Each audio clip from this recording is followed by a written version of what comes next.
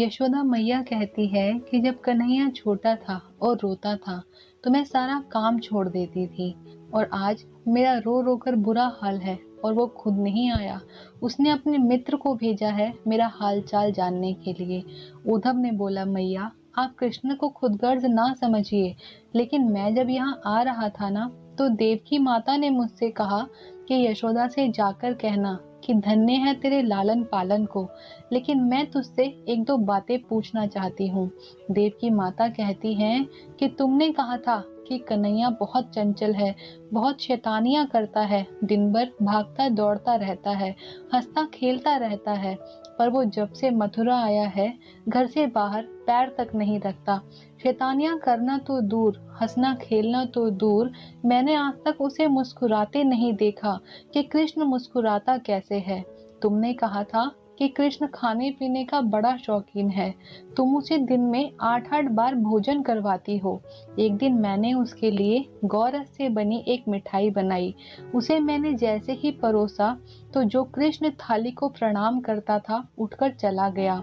जाकर कहता है कि उद्धव, देवकी माता से कहना कि मेरी थाली में गौरस से बनी कोई चीज ना डाले। मुझे यशोदा मैया की बहुत याद आती है, मुझे मेरे ब्रिज की बहुत याद आती है।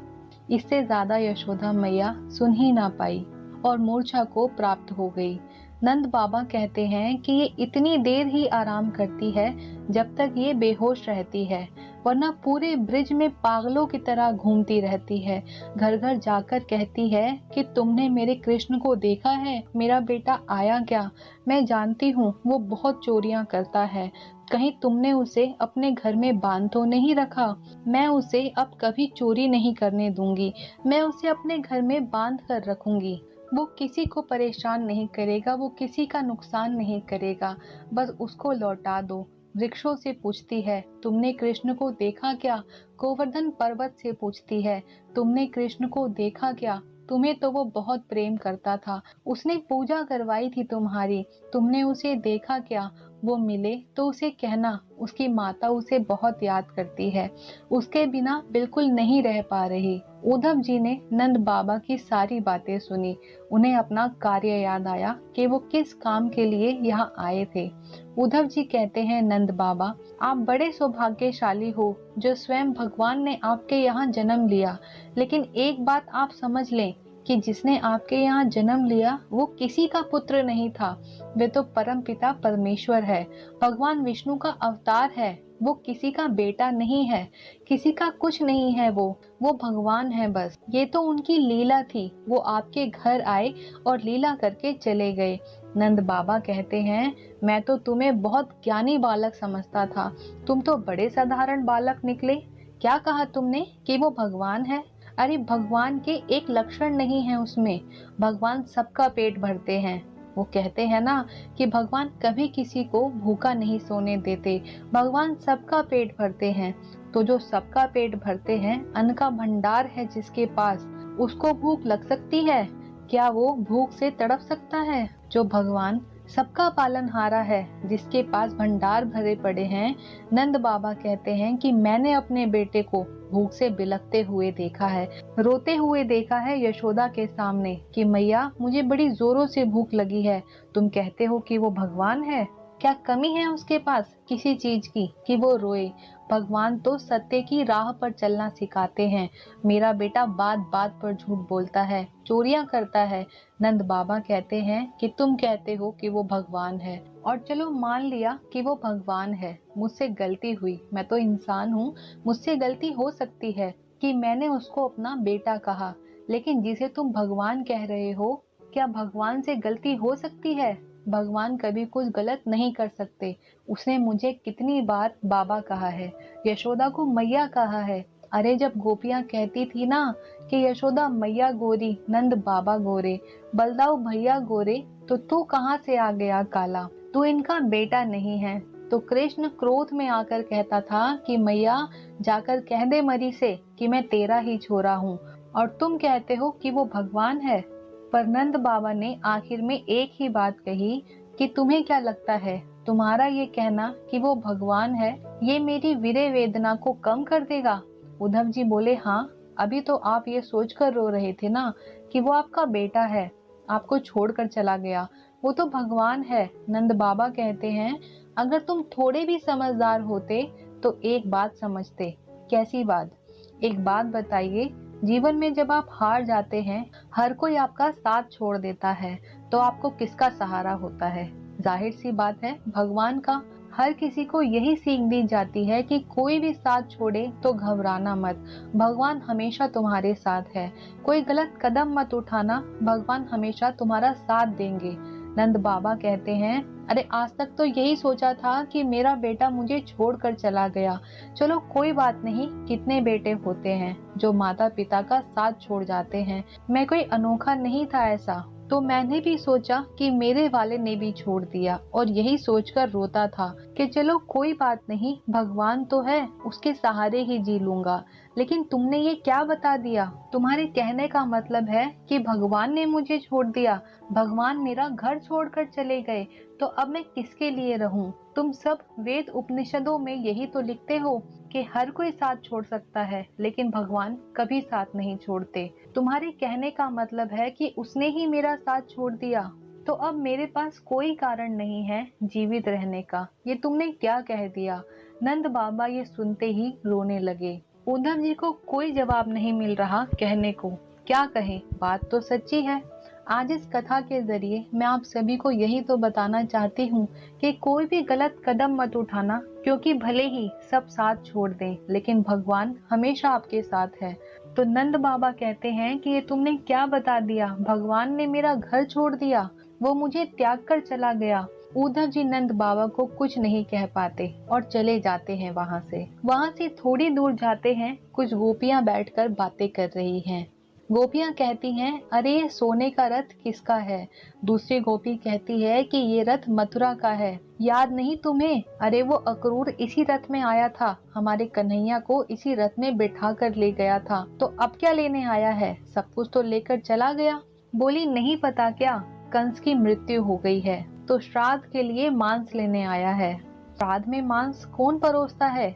जरा सोच समझ कर बोलो। गोपियां आपस में बातें करते हुए कहती हैं कि दैत्यों के श्राद्ध में मांस ही परोसा जाता है।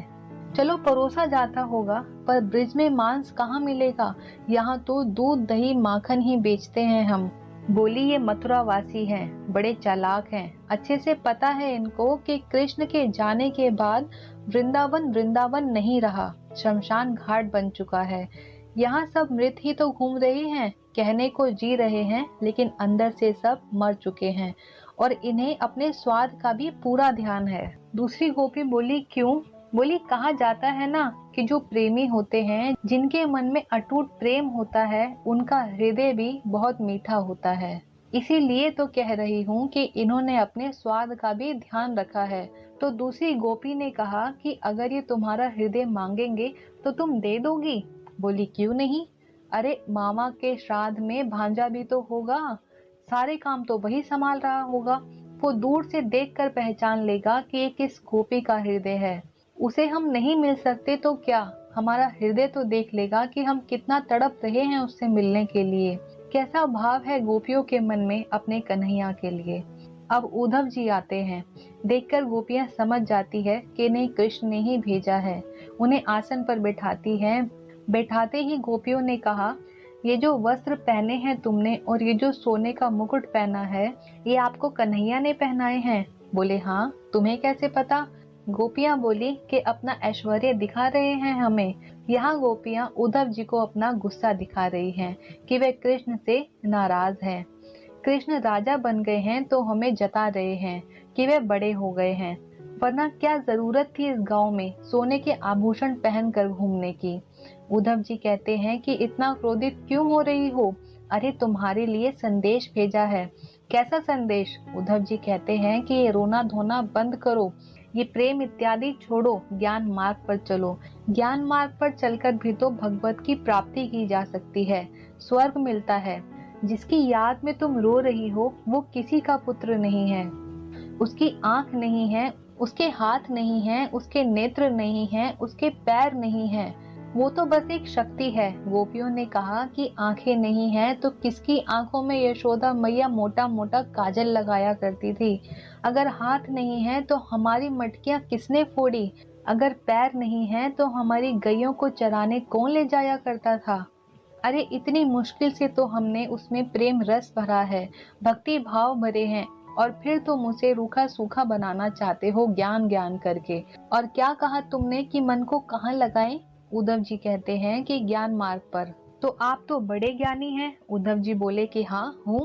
तो एक बात बताना कि मन कितने होते हैं, दिल कितने होते हैं? एक ही दिल होता है ना सबके पास, तो एक तो दे दिया कृष्ण को।